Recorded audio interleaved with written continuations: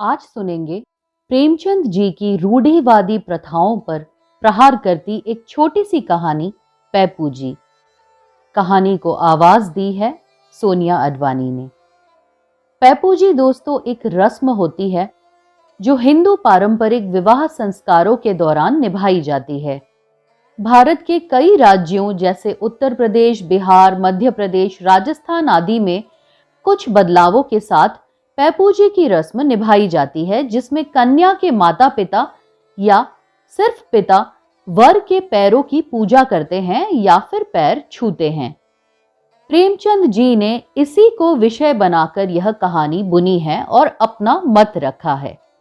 भले ही यह रस्म पुरातन संस्कृति में औचित्य रखती हो, पर आज के समाज में जहां वर पक्ष कन्या पक्ष पर हावी होना ही अपना परम उद्देश्य मानती है, चाहे वह उल जुलूल मांगे और आशाएं हो या अपनी श्रेष्ठता को स्थापित करने की भावना और कोशिश, ऐसे में यह रस्म कन्या पक्ष को कमतर दिखाने का एक और अवसर दे देती है। आज के मानव में न तो संस्कारों के प्रति सम्मान शेष है, न ही इन रस्मों की गूढ़ता समझने और उन्हें निभाने की काबिलियत। ऐसे में इन्हें ढोना कहां तक उचित है। प्रेमचंद जी का यही अंतर्द्वंद्व व्यक्त करती है यह कहानी पैपू जी।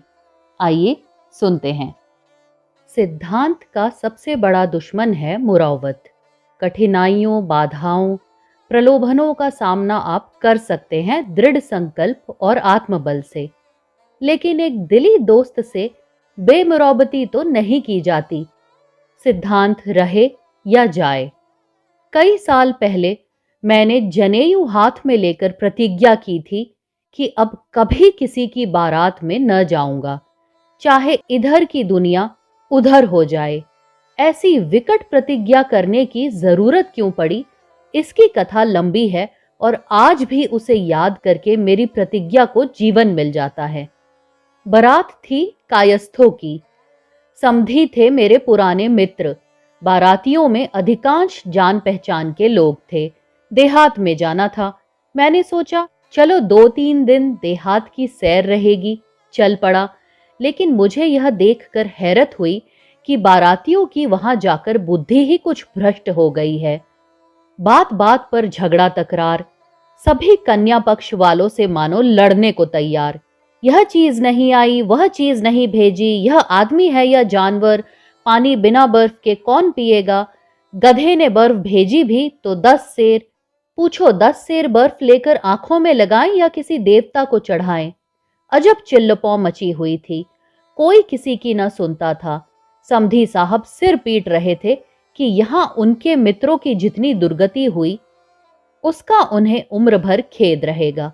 वह क्या जानते थे कि लड़की वाले इतने गवार हैं। गवार क्यों, मतलब ही कहिए। कहने को शिक्षित हैं, सभ्य हैं, भद्र हैं, धन भी भगवान की दया से कम नहीं, मगर दिल के इतने छोटे। 10 सेर बर्फ भेजते हैं, सिगरेट की एक डिबिया भी नहीं। फंस गया और क्या। मैंने उनसे बिना सहानुभूति दिखाए कहा, सिगरेट नहीं भेजे तो कौन सा बड़ा अनर्थ हो गया। खमीरा तंबाकू तो 10 सेर भेज दिया है, पीते क्यों नहीं घोल घोल कर। मेरे समधी मित्र ने विस्मय भरी आंखों से मुझे देखा, मानो उन्हें कानों पर विश्वास न हो। ऐसी अनीति। बोले, आप भी अजीब आदमी हैं। खमीरा यहां कौन पीता है।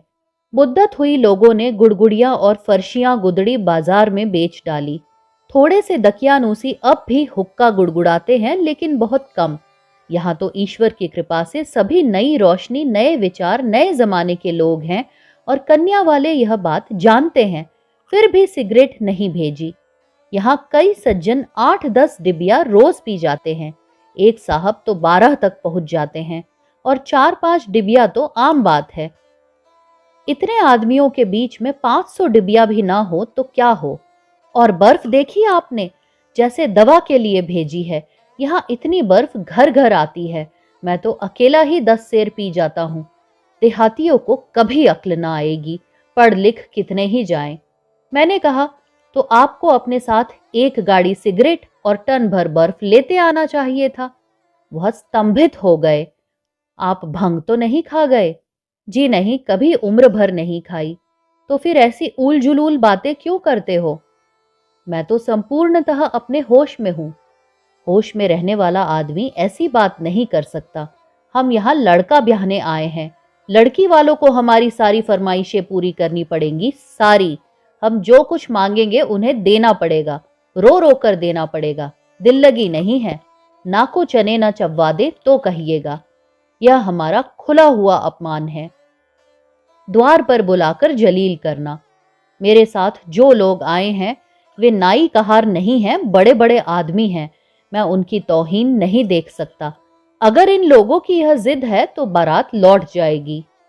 मैंने देखा यह इस वक्त ताव में है। इनसे बहस करना उचित नहीं। आज जीवन में पहली बार केवल 2 दिन के लिए इन्हें एक आदमी पर अधिकार मिल गया है। उसकी गर्दन इनके पांव के नीचे है। फिर उन्हें क्यों ना नशा हो जाए, क्यों ना सिर फिर जाए, क्यों ना उस पर दिल खोलकर रोब जमाएं। वर पक्ष वाले कन्या पक्ष वालों पर मुद्दतों से हुकूमत करते चले आए हैं और उस अधिकार को त्याग देना आसान नहीं। इन लोगों के दिमाग में इस वक्त यह बात कैसे आएगी कि तुम कन्या पक्ष वालों के मेहमान हो और वे तुम्हें जिस तरह रखना चाहें तुम्हें रहना पड़ेगा। मेहमान को जो आदर सत्कार चुनी चोकर रूखा सूखा मिले उस पर उसे संतुष्ट होना चाहिए। शिष्टता यह कभी गवारा नहीं कर सकती कि वह जिनका मेहमान है उनसे अपनी खातिरदारी का टैक्स वसूल करे। मैंने वहां से टल जाना ही मुनासिब समझा।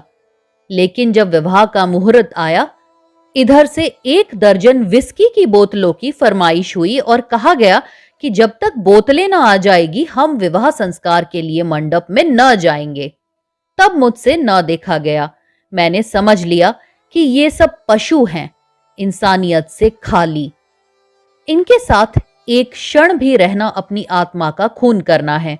मैंने उसी वक्त प्रतिज्ञा की कि अब कभी किसी बारात में न जाऊंगा और अपना बोरिया बिस्तरा लेकर उसी क्षण वहां से चल दिया।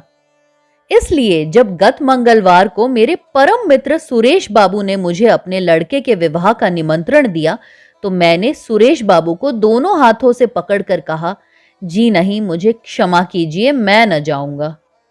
उन्होंने खिन्न होकर कहा, आखिर क्यों? मैंने प्रतिज्ञा कर ली है, अब किसी बारात में न जाऊंगा। अपने बेटे की बारात में भी नहीं? बेटे की बारात में खुद अपना स्वामी रहूंगा। तो समझ लीजिए यह आप ही का पुत्र है और आप यहां अपने स्वामी हैं। मैं निरुत्तर हो गया। फिर भी मैंने अपना पक्ष न छोड़ा। आप लोग वहां कन्या पक्ष वालों से सिगरेट, बर्फ, तेल, शराब आदि आदि चीजों के लिए आग्रह तो न करेंगे? भूलकर भी नहीं। इस विषय में मेरे विचार वही हैं जो आपके।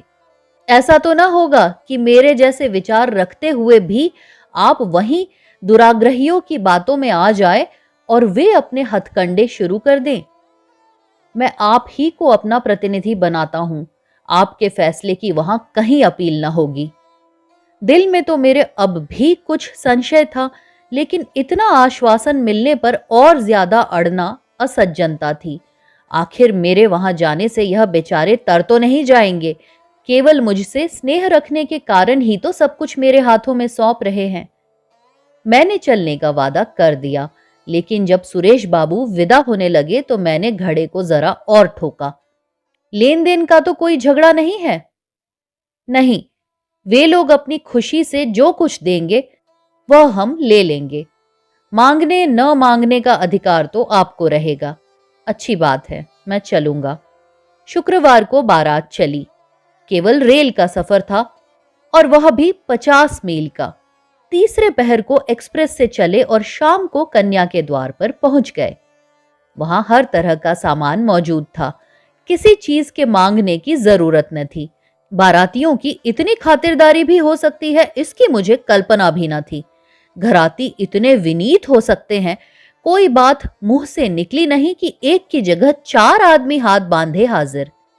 लगन का मुहूर्त आया। हम सभी मंडप में पहुंचे। वहां तिल रखने की जगह भी न थी। किसी तरह धस धसाकर अपने लिए जगह निकाली। सुरेश बाबू मेरे पीछे खड़े थे। बैठने को वहां जगह न थी। कन्यादान संस्कार शुरू हुआ। कन्या का पिता एक पीतांबर पहने आकर वर के सामने बैठ गया और उसके चरणों को धोकर उन पर अक्षत फूल आदि चढ़ाने लगा।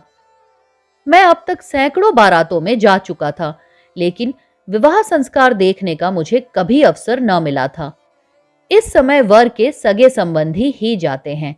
अन्य बाराती जनवासे में पड़े सोते हैं या नाच देखते हैं या ग्रामोफोन के रिकॉर्ड सुनते हैं और कुछ न हुआ तो कई टोलियों में ताश खेलते हैं। अपने विवाह का मुझे याद नहीं। इस वक्त कन्या के वृद्ध पिता को एक युवक के चरणों की पूजा करते देखकर मेरी आत्मा को चोट लगी। यह हिंदू विवाह का आदर्श है या उसका परिहास? जामाता एक प्रकार से अपना पुत्र है। उसका धर्म है कि अपने धर्म पिता के चरण धोए, उस पर पान फूल चढ़ाए। यह तो नीति संगत नहीं मालूम होता है। कन्या का पिता वर के पांव पूजे, यह तो न शिष्टता है, न धर्म, न मर्यादा। मेरी विद्रोही आत्मा किसी तरह शांत न रह सकी। मैंने झल्लाए हुए स्वर में कहा, यह क्या अनर्थ हो रहा है? भाइयों, कन्या के पिता का यह अपमान, क्या आप लोगों में आदमियत रही ही नहीं? मंडप में सन्नाटा छा गया। मैं सभी आंखों का केंद्र बन गया। मेरा क्या आशय है यह किसी की समझ में न आया। आखिर सुरेश बाबू ने पूछा, कैसा अपमान और किसका अपमान? यहां तो किसी का अपमान नहीं हो रहा है। कन्या का पिता वर के पांव पूजे, यह अपमान नहीं तो क्या है? यह अपमान नहीं भाई साहब, प्राचीन प्रथा है। कन्या के पिता महोदय बोले, यह मेरा अपमान नहीं है मान्यवर, मेरा अहोभाग्य कि आज यह शुभ अवसर आया। आप इतने ही से घबरा गए? अभी तो कम से कम 100 आदमी पैपू जी के इंतजार में बैठे हुए हैं। कितने ही तरसते हैं कि कन्या होती तो वर के पांव पूजकर अपना जन्म सफल करते। मैं लाजवाब हो गया। समधी साहब पांव पूज चुके तो स्त्रियों और पुरुषों का एक समूह वर की तरफ उमड़ पड़ा और प्रत्येक प्राणी लगा उनके पांव पूजने। जो आता था अपनी हैसियत के अनुसार कुछ ना कुछ चढ़ा जाता था। सब लोग प्रसन्नचित्त और गदगद नेत्रों से यह नाटक देख रहे थे और मैं मन में सोच रहा था, जब समाज में औचित्य ज्ञान का इतना लोप हो गया है और लोग अपने अपमान को अपना सम्मान समझते हैं, तो फिर क्यों ना स्त्रियों की समाज में दुर्दशा हो? क्यों ना वे अपने को पुरुष के पांव की जूती समझे? क्यों ना उनके आत्मसम्मान का सर्वनाश हो जाए? जब विवाह संस्कार समाप्त हो गया और वर वधू मंडप से निकले तो मैंने जल्दी से आगे बढ़कर उसी थाल से थोड़े से फूल चुन लिए और एक अर्ध चेतना की दशा में न जाने किन भावों से प्रेरित होकर उन फूलों को वधू के चरणों पर रख दिया और उसी वक्त वहां से घर चल दिया। और इसी के साथ कहानी खत्म हुई। अगर आपको मेरे वीडियोस पसंद आते हैं तो प्लीज़ मेरे चैनल को सब्सक्राइब किए बिना न जाएं। एक और उपन्यास या कहानी के साथ जल्द लौटूंगी। तब तक विदा दीजिए। नमस्कार।